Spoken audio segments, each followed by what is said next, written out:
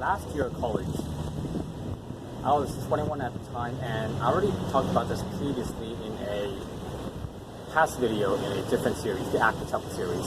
But that's not the point of this video. So just a quick rundown. Last year of college, spring of that year, I was trying to find an internship for the summer, which it's quite common for college students to work in a related field, in an internship in a related field, while they're still in school, either during summer full-time or part-time during the school year. And which is what I did.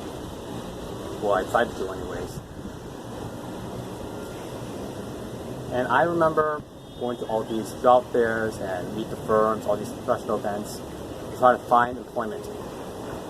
And while I was talking to all these employers, I could just sense that they knew I needed them more than they needed me, which was true. As a college student and soon to be college graduate, I was a dime a dozen. There were so many other of my peers that were so similar to me.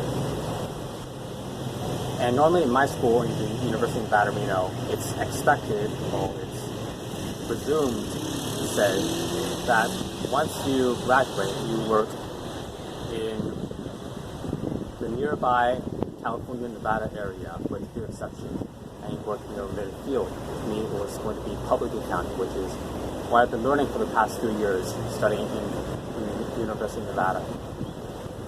I wasn't able to find anything though, so what I did, which I thought made sense, which I still think it makes sense now, is to widen your search. Which that widening of the search eventually brought me to working as a government accounting intern in upstate New York. I'm working in a little place called Will, New York, a city of about 30,000 people near Syracuse in upstate New York. Part of the reason was I wanted to do something productive for that summer. Yes, that's true, especially since this was going to be my last summer as a college boy. I wanted to make something out of it. And another part was I wanted to see a different part of the country. I'd never been to the East Coast before. And all I really knew about New York was I knew about New York City and Niagara Falls, which I wanted to see both. And which I ended up seeing both. They were both valuable experiences as I DIY'd both of these treks. And it was back 1 year ago from this time, when I was 20 years old, as a exchange student in China, where I discovered my love of solo trekking. And that continued at 21, which is what I did during that summer as well. And my trek to New York City, I did that before even my internship started. I did it during May 2017. And what I learned from the previous year of all the day trips I did in Shanghai was that you need to do a lot of pre-planning if you're going to do your own independent travel, which is what I did before going to New York City, Big Apple. I did a lot of due diligence to make sure I knew the places where I wanted to see and anything else related to arriving in a different city. And as I was doing all this research, from sightseeing to where to live and food, how to get around the city, and I was shocked by the price of the Big Apple. It was so expensive. And one of the largest expenses was going to be living accommodation. And after unsuccessfully finding a couchsurfing host, I wasn't able to find a couchsurfing host. And couchsurfing is basically when you sleep in a stranger's living room, you sleep on a couch for free. I was unable to find one, so I decided I was just going to wing my roof over my head once I got to New York City. And to further save on costs, I remember the food I brought. I was still feeling, how do I put this? I was a very cost-conscious person, and to further save on costs, I brought with me for food 2 jars of peanut butter and 2 apples. That was going to be my food for the next 3 days. 3 days and 4 nights, I believe. That was my length of stay in New York City. So after arriving in Rome, New York, which I had to rent a car to drive from Syracuse to Rome took about over an hour. And once I got settled into where I was living in Rome, I walked to the Amtrak station, train, which was over an hour as well, to take the train to Big Apple. And that train ride took about 6 hours. Fairly uneventful. There was Wi-Fi on there. And once I got there, I got to New York City, Manhattan, Penn Station. I hit the ground running. It was a foggy day. There was a lot of fog going around, and slight drizzle as well. And I remember that first day when I first got to New York City, it was just, I was on foot, so I didn't get very far. I saw Madison Square Garden, Central Park, Upper East Side, and eventually, as the rain started coming down a little bit harder, I wanted to seek some shelter, which I eventually went to the Rockefeller building, nicknamed Top of the Rock, to get some shield from the elements. And this was a very famous landmark in New York City, Top of the Rock. To see most of the entire city, well, Manhattan at least, and Brooklyn as well. Most of the city, New York City, from top of the building. And I got there to the Rockefeller building. I was surprised that you have to pay for it. It's just the top of the building. Like, I'm standing on the top of the building right now. Why do I have to pay for it? So in my dismay of having to pay, double digit, like maybe, I don't remember, off the top of it was like more than $30 just to go to the top of the building. I wasn't going to pay that. So just as I was going to turn and leave, I got a tap on my shoulder, and a female voice said, "Hey," and I just turned around. It was a middle-aged lady with a smile on her face, and she asked me if you need a ticket, and in my taken abackness, I just nodded, and she handed me a ticket, and she walked away to rejoin the group of students, high school students that she was meeting. Apparently they had an extra ticket, and gave one to me. And I looked down at the ticket, it said student age 14 to 17. I was thinking to myself, alright, I can pass for 17 years old. I was quite exhilarated and happy with myself, thinking to myself, yeah boy, I get myself for free. In my glee, I saw the high school students queuing up, and I joined up, ran up, and joined the back of this queue, and tried to blend in with these high school students to get in, which I did, no problem. And I started looking around the mini museum that was part of the Rockefeller building. Very pleased with myself, able to get in for free. But before taking the fancy elevator up to the top of the rock, top of the building. And once those doors, they parted, it was strangely quiet. And all I saw was white. Just white. It was a very foggy day, and with slight drizzle. So when you're on the top of the building, you're not going to be able to see anything, which is why, maybe that's why that lady had an extra ticket with her, because no one wanted to go to the top of the rock on a day like this, and you can't see anything. And I talked to the security guard there, asking if which day would be better to see this landmark, and he gave me some advice. We had a quick friendly chit chat with this nice dude before I left feeling a bit disappointed. And I spent the rest of that day, as the day was ending, in Times Square, just wandering around. And as dusk approached, that feeling of exhilaration of being in a strange city, being dropped into a strange city yet again, and being by myself, it started to fade away. That exhilaration, for lack of better words. And it was quite crowded. I looked at all the people around me. They seemed so happy. And it seemed to be a party that I was left out of. And as nightfall came, I was still in Times Square. I remember a man dressed up as a Spider-Man. He jumped up in front of me, very energetic, asking if I wanted to take a selfie. I just shook my head and scurried away. I was thinking to myself where I was going to stay that night. I didn't know anyone in this city, and everything was so expensive. I was feeling scared. I did go in with some planning though. I found a homeless shelter in my due diligence. It was near Chinatown, so I took the subway down to Chinatown to go to that homeless shelter, following my Google Maps on my phone. And once I found that pinpoint on my GPS, walked inside the shelter and asked if they had any space. At this time it was around 8 p.m.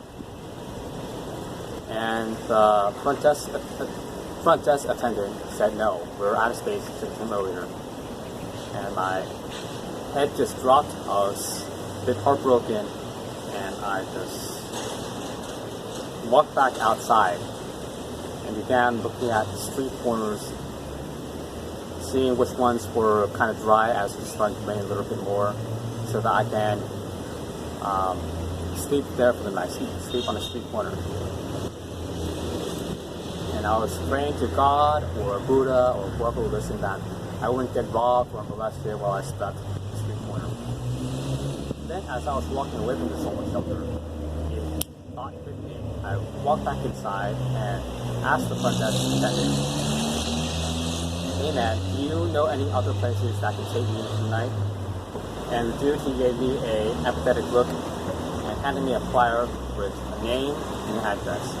The place was called Main Chance, and gave me directions on how to take the subway there, which I did. I found the place without too much issue, and I walked inside of Main Chance, which was another homeless shelter, and they greeted me with a security screening, making sure I didn't have any weapons and whatnot. And I remember they asked me, part of that screening was if the bottle I had, the water bottle with that water, was empty. And my childlike innocence, I didn't understand that. They were asking to see if I had any alcohol with me. They didn't want drunk people there, which I didn't have alcohol, it was just water. So after they said yes and they let me in, and I remember the security guy, I shook his hand vigorously, thankful to have a place to stay, a roof over my head for the night, which I would eventually stay there for 3 nights.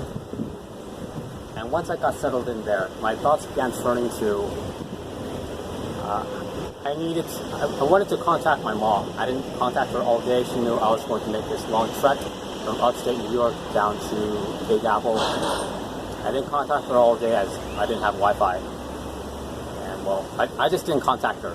Just put it at that. But my phone was dead. So I thought to myself, oh, no problem. I see all these outlets everywhere. I'll just charge my phone real quick. And to my horror, none of them worked. And this was my only phone. I didn't have a power bank. I was going to try and make this 3 days with just one charge on a smartphone, which it didn't work out.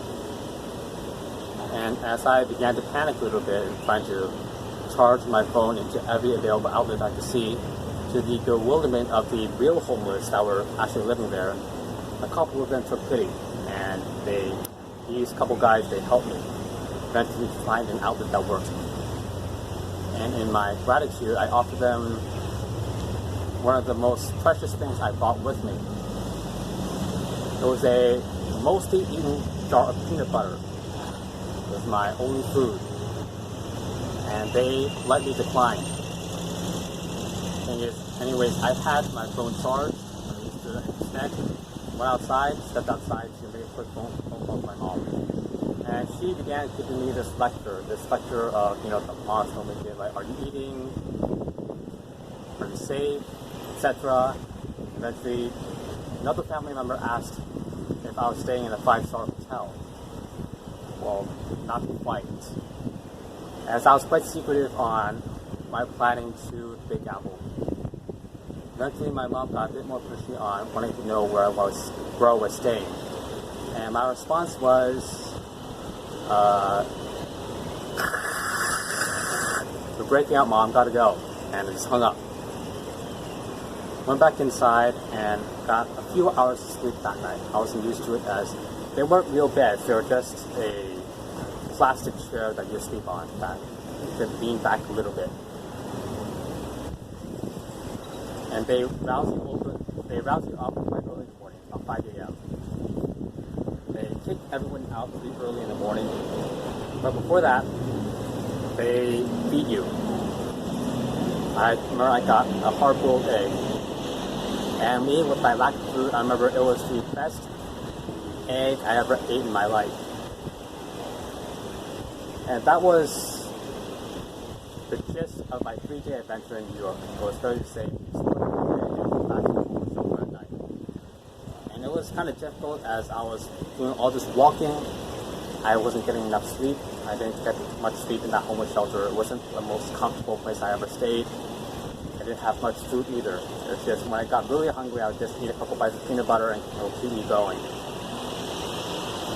But I got to see what I wanted to see though, except for the top of the rock where it was too cloudy. Got to see, besides the things I already mentioned, Statue of Liberty. I did a quick visit to Newark, New Jersey. Saw Ellis Island, Staten Island. What else? Brooklyn Bridge, that was a big one as well. And Wall Street. Got to see all these places. And by the end of this 3-day adventure, I just went back to Penn Station, get back on the Amtrak train, back up to Rome, New York. Which I remember I fell asleep on that train. The seats in the Amtrak were much more comfortable than the seats in the homeless shelter. Plus, they had Wi-Fi, a charger, and I was really tired. And that was a 3-day adventure. And what I got from that? Well, I remember when I was 20 years old, 1 year ago before this story, I had discovered my love of solo trekking, in China as an exchange student. I went to Suzhou, Guangzhou, all over Shanghai, by myself exploring, sometimes using the bullet train to get to places. That's where I discovered that love of solo trekking that I still have. That 1 year later, at 21, I discovered that when you're doing all this independent travel, you can't do it all yourself. You're a stranger in a strange city. There are so many things that can go wrong. The list is endless. And eventually something is bound to go wrong. And when something goes wrong, sometimes you need the help of a stranger. And during my little trek to New York City, Big Apple, it came in the form of the kind woman that gave me a free ticket up to the top of the rock. It came in the form of that front desk attendant in the homeless shelter that put me in a place that had space to take me in for the night. Another homeless shelter that had a place to take me in. It was the 2 guys that I didn't even know they were homeless. They were a lot less privileged, a lot less lucky than I was. I got to go to college. I had family back home that cared about me. These guys that had a much more difficult than me. These 2 guys, they still helped me. They helped me find the charger so I could charge my phone, so I could contact my family back home. These were the strangers, the kind strangers that helped me during this 3 days in New York City. And my mom, she calls them in Cantonese Waiyan. And Waiyan basically means valuable people, quite literally. It's people that you don't know them, but they still help you. I found that you need these people, in subsequent journeys. Because, again, stranger in a strange city, so many things can go wrong. I got first-hand experience of meeting these Waiyan in Cambodia, in Thailand, in Myanmar, Japan, Korea, and in Mexico as well. Which these are stories for a different time. But to wrap this up, I will say that it's important to approach strangers on a back foot. It's important to approach strangers on your back foot, as in you are a bit hesitant, careful when dealing with new people that you don't know. But you never underestimate human kindness.